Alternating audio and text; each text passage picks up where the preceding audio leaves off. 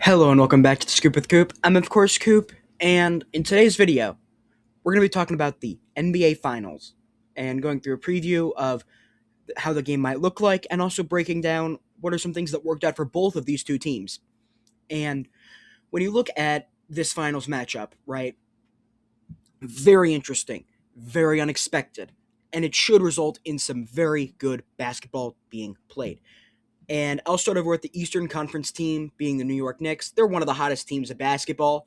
Well, the hottest team left in basketball, where they have won 11 straight games on one of the best playoff runs that any team has ever had, and they are blowing out their opponents in these games.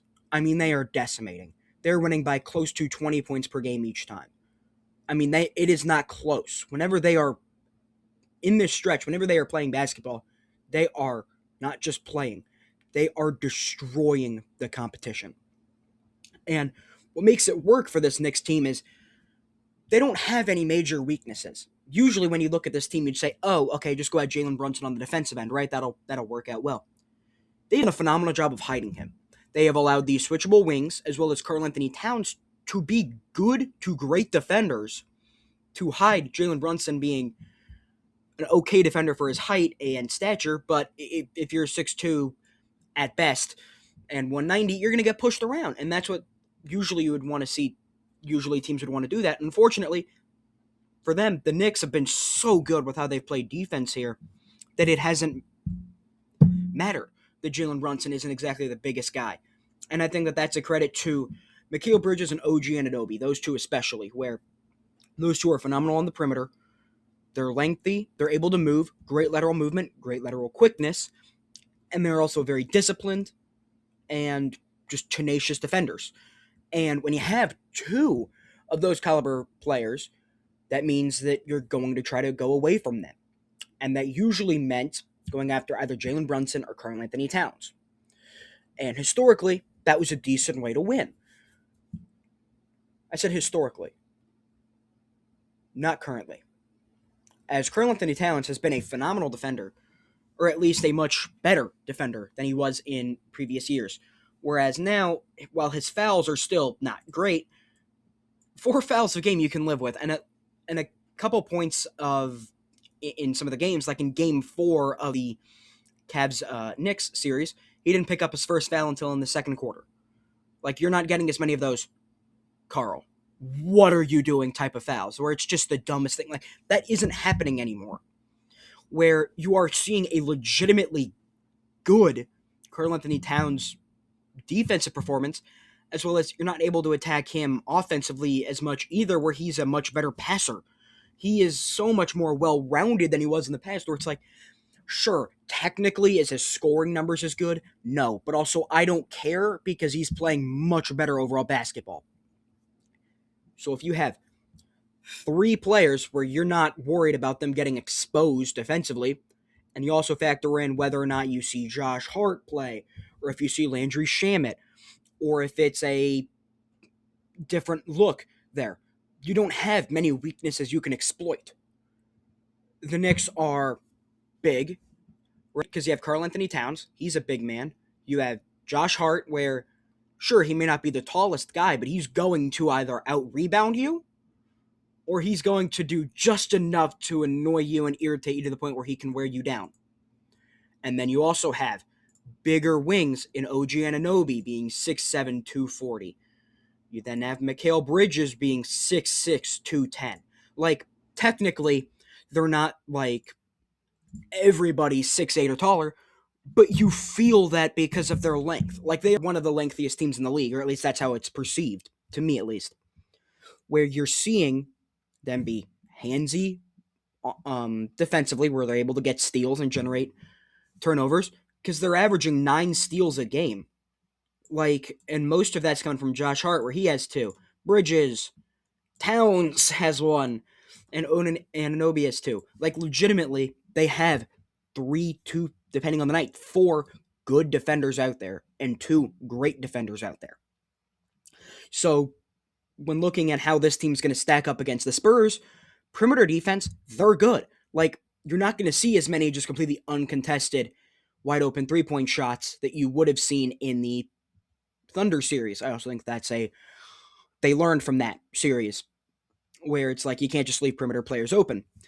But defensively, they are able to switch. They're able to do all of the little things right. And I think defensively, you're going to see OG and Anunoby possibly match up on Victor Wembanyama simply because he's big enough to where they can do that Alex Caruso type of thing where it's just bump him off his spot over and over and over and over again.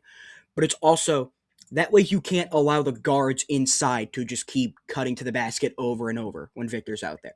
That also allows for more switchability, where if you want to have Victor Wembanyama coming off of a pick and roll, it's not as toast for you because then I'm assuming you'd have Karl-Anthony Towns in drop coverage, or not drop coverage, support or help defense. Like you would see that type of thing happen. I think that there's going to be a lot more interesting ways defensively that the Knicks try to contain Victor Wembanyama than the Spurs or than the Thunder, where it was more so like Hartenstein, punk him. Like it was a lot more just overly physical. Whereas here, I feel like, are you going to see that? Absolutely 100%. And I think that's why Anunoby's fit to this, where he is weighing about the same as Wemby, a little bit more actually than Wemby. Like he is a big, strong defender, and he's going to be able to bump Wemby off his spots.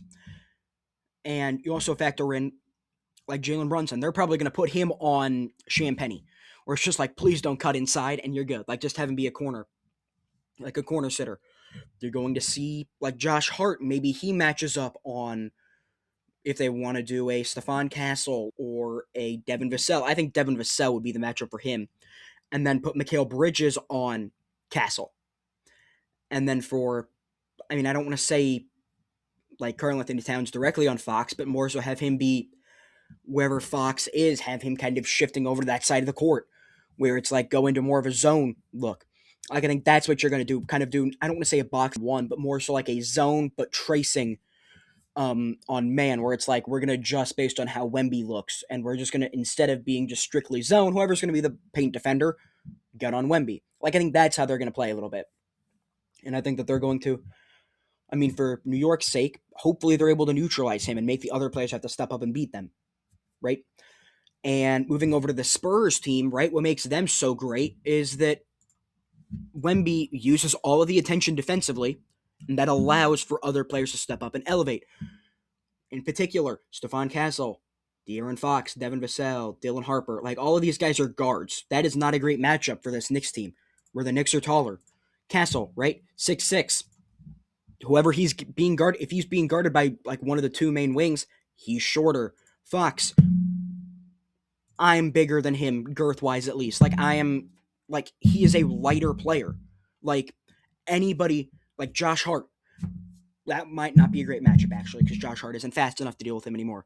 But they're not as, like, thick. They're not as, like, built. And the players who are, like Stephon Castle, they have great matchups for that. Even if you look at Dylan Harper, they have a good matchup for that. So, it's going to be a lot of, if you can get Wemby inside and you can pick on Cat a little bit, like I don't think this is a great series for Karl-Anthony Towns defensively. If you can pick on him there, that is going to be crucial. That is going to be huge, right?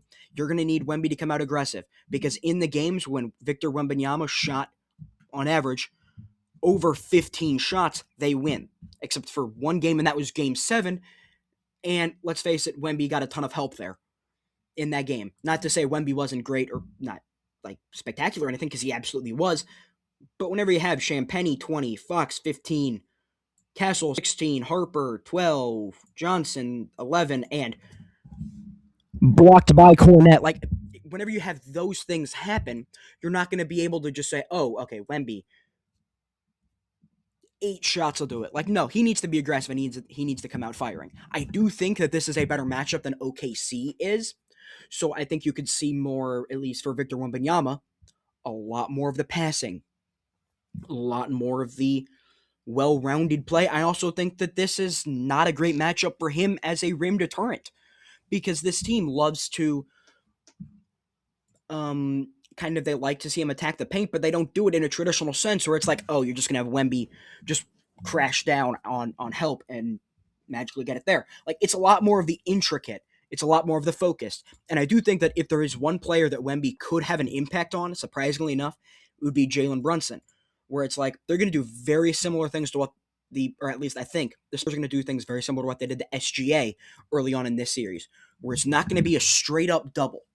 It's not going to be trap him. The moment he gets the ball, get two on him. I don't think it'll be similar to that. I think it'll be more so where it's like when you have Brunson with the ball on, like, say, the wing or the elbow, like in that area, you're going to have just a one-on-one defender there, and you're going to have Wemby on that side to help.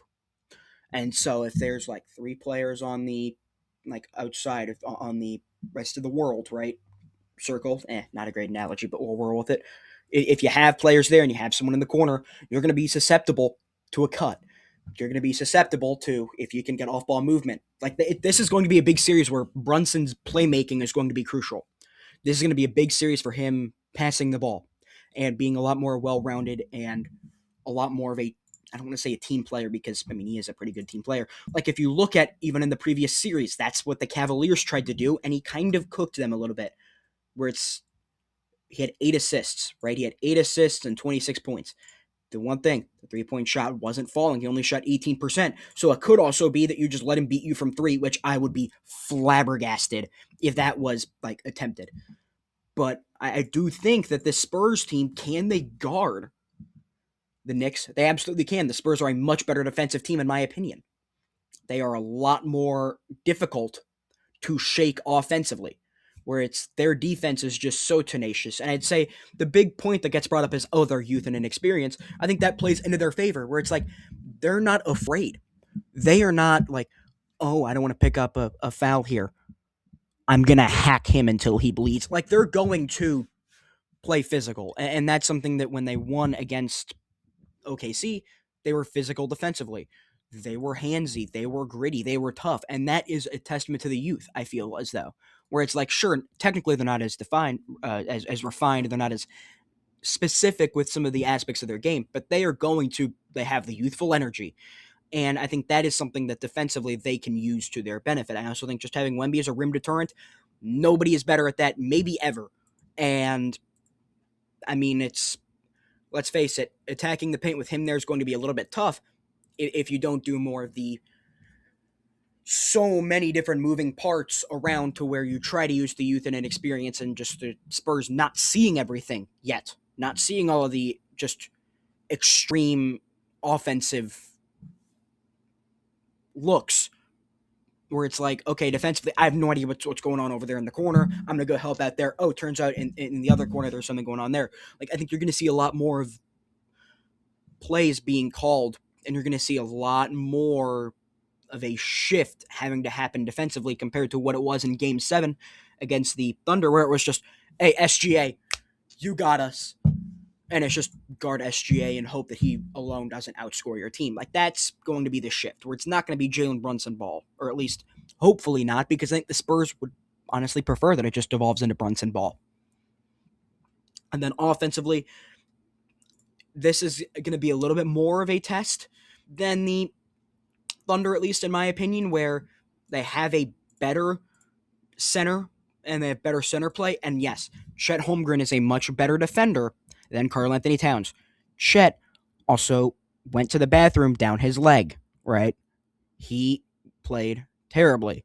His defense wasn't even as good. So I do think that with this, Karl-Anthony Towns, I mean, I don't think Karl-Anthony Towns is going to play as well as Chet did. Or actually, let me rephrase that. I think he's going to play so astronomically better than Chet that the big man minutes are going to be a little bit more difficult. And then you also factor in Mitchell Robinson is out there. Like, if you talk about getting the rebounding, where it's like at points the Spurs team can get out-rebounded just like for short minutes, that is exactly what Mitchell Robinson is there for. Like, Mitchell Robinson can have a big impact on this series. I also think Landry Shamet will have an impact on this series. Mikal Bridges, I hope his shot starts falling. Like, there are so many things that this Knicks team can do to combat the Spurs. And I think this one is going to be a long series. I do think the Spurs end up winning it, but I don't think it is going to be as much of a 5 games, all done. Like, I don't think it's going to be like that, or at least that's how I thought it was going to be up until these playoffs started, where it was, okay, it's Boston and whatever, who else knows. But then as soon as Boston fell, it's like, oh, I guess it's wide open. It's not wide open anymore. This is going to be very, very contested between these two teams. And without further ado, let's jump over to the film room, shall we? Let's jump right into this film session. We have the game 4, the closeout game, where the New York Knicks beat the Cleveland Cavaliers. I'm going to be looking and seeing what differences could be made here, seeing the Spurs and having watched every single minute that they have played.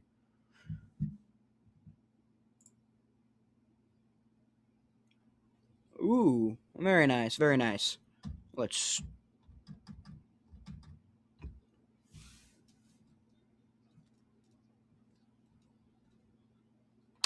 Here, you're not going to have as much... I mean, you've already got a ton of things going on here, right? I think the Spurs, looking at it, I don't think the Spurs are going to come out initially with this much just faking a screen here, then immediately getting ready to roll off of one here. I do think that with this, you get Karl-Anthony Towns out of position. That is something you could see where you have a player who is kind of similar built to Max Strus being Devin Vassell, setting screens here from the free throw line from the nail.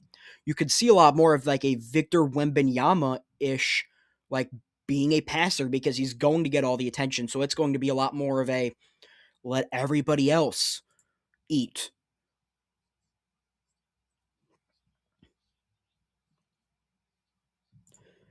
Here, right? I mean, I don't think they're going to put as weak of a defender on Brunson because I don't know how you, as a coach, you watch this whole series go and you don't say, you know what, we need to put a good defender on him. It could be any number of Castle. I wouldn't want Fox or Vassell. Like, I think Fox was a good defender, but I mean, I feel like Castle is so much better and he's also bigger to where he's not going to be able to get bumped down low. So I think this is going to be a Fox and or not a Fox, a Castle and Brunson matchup here, where it's like you're seeing the rolling, you're seeing the quick cuts, and that's going to be where they're fine with that because it'll get funneled into Wembanyama. Like Wemby is fine to clean this up. Wemby is absolutely fine with that. The deterrence is going to be seen here, where it's like, I mean, I will say good defensive possession here by Cleveland, but the Spurs are so much better, and I think that is going to be a big adjustment to make here.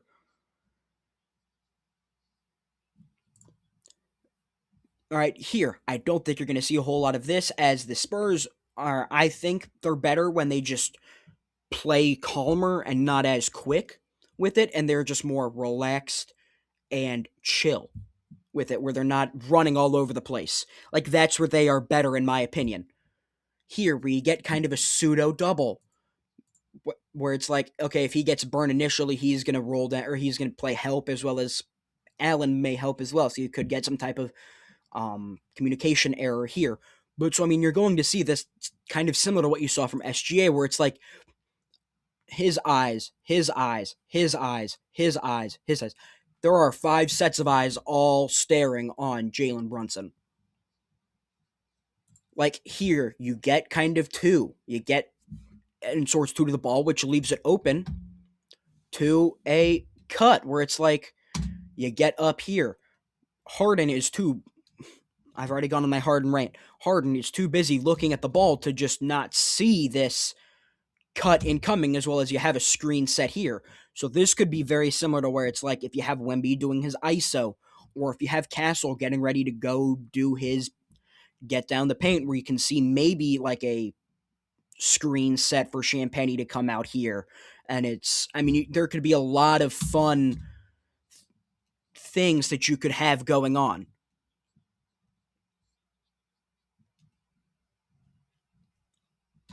Like here, I'm just assuming, like defensively, it would be Castle with the ball. And you see the immediate bringing to here. And if that is Wembanyama, I mean, it wouldn't be because I don't think Karl-Anthony Towns would match up on Wembanyama, but we'll just say that he is. That is going to be a lot more tight. That's going to be like a very connected group. So I do think getting a 45 action would be beneficial here because just judging based off of this, I mean, now you've got him in position where it's like if he can set an off-ball screen here, he also have a susceptible shooter in the corner. So I mean, you have things going on. Then again, that's just a great shot.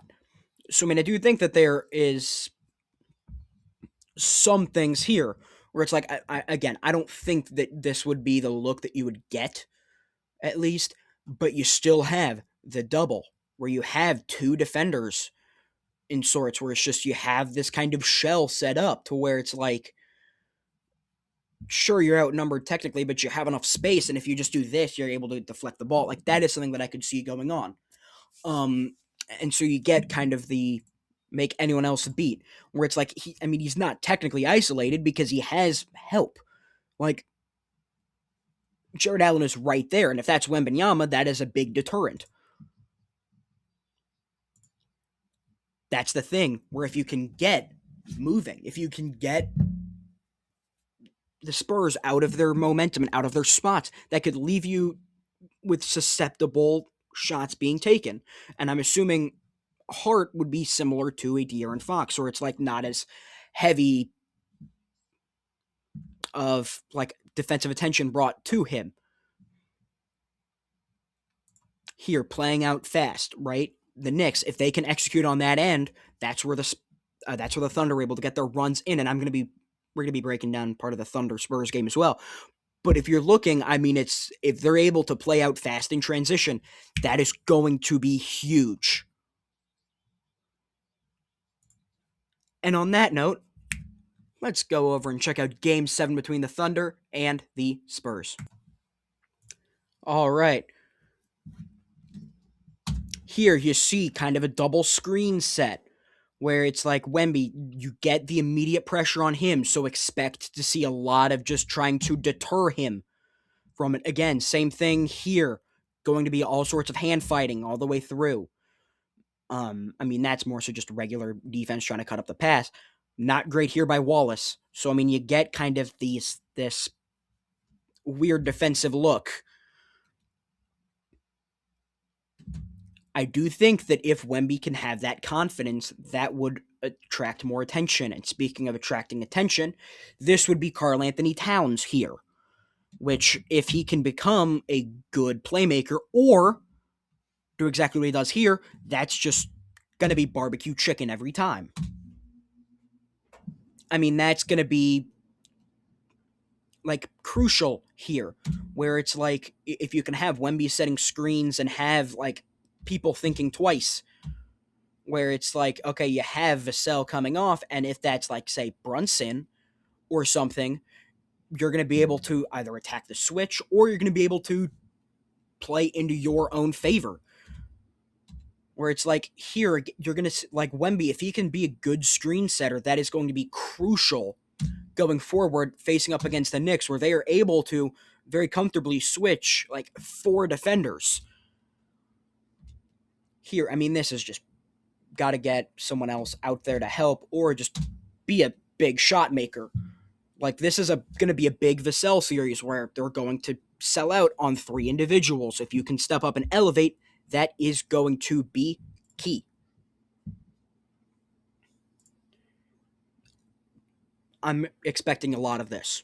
A lot of once Brunson has his dribble picked up and he tries to do any of his just insane shenanigans, Wemby is going to come over and help. It's going to be a lot of that. Going to be a ton of the Thunder are playing this while moving and rotating over, but you're going to see a lot of the doubles. You're going to see a lot more of the smaller inside presence, where it's going to be kind of the moment that happens, reestablish back to normal, because it's going to be simply focusing on regular defense outside of Brunson. When Brunson has the ball, go. Like, it's going to be a very adjusting, quick, here, crashing down. Like, that is kind of what they do, but also do want to see a bit more of the getting out, because the Knicks will burn you if you play like this. If Chet simply, this is Chet, and Chet was absolutely booty cheeks in this game, But realistically, if he just spins, fires it out to Wallace, you have 3 looks here that you can get to. Because if they play this perfectly, the Spurs would probably pick up a foul on one of these for a very hard closeout. So, have to be a lot more spaced out and trust Wemby as a solo defender in the paint. That was his only made basket, I think. Yeah, it was. Here, playing out in transition, I do think the Knicks are better in defensive transition than the Thunder are, because I do think that this was not a great coaching performance by Dagnall, but I do think that the Knicks are very, very well coordinated and put together. I mean, I think this is going to be interesting where it's like, again, pseudo-double, where you're going to have Wemby almost out of the paint because he's just so darn big that anytime a pass is attempted, he can go there for a steal. Like, the moment that Brunson is able to beat his man, which, I think he's going to be able to, I think that you're going to see interesting looks here. I don't think you're going to see as much of this one-on-one, just, you got it ball. And I think the Knicks almost don't want that, because the past 2 years, what's burned them has been Jalen Brunson not distributing the ball enough and having too much burden on himself. And in this game as well, SGA was taking a couple shots because he had no trust. Like, I don't think that's the method for success here. Simple give and go, right? I don't think this will work against Anunoby. I think Anunoby is so much quicker, more disciplined, and, better. Here, Karl-Anthony Towns, I'm doing a ton of just going through, but looking like if you're going to have this crash down, that isn't going to be there at all. I also don't think Wemby's going to have as much hatred in his eyes because he doesn't see poo-poo boy over there. Here, trying to free up space for Wembanyama. I think that this defensive look could be very similar to what the Spurs are going to see again, where it's going to be a lot more attention on Wembanyama, and it's going to be about everyone else stepping up. But I do think the problem, though, is that they have better defenders. Like, I think that Caruso, despite being still a very, very good defender, OG Anunoby / Mikal Bridges are right up there with him. Here, Josh Hart might be on a good day. He's similar to SGA, but if not, Bridges is up there. If you just have a straight corner sitter, Brunson isn't terrible at it, as long as he's not getting picked on. Using Wembanyama, that's key here. Getting it to where you have looks where it's like you can take the three or you can lob it. Like, that's going to be the thing. Getting Wemby moving, getting Wemby in space, making sure that Wemby can get to his spots without immediately being pushed off. That's how the Spurs are going to have to win this finals. They're going to have to be physical. They're going to have to be able to take contact. They're going to have to be able to dish out contact. And they're going to have to be able to execute.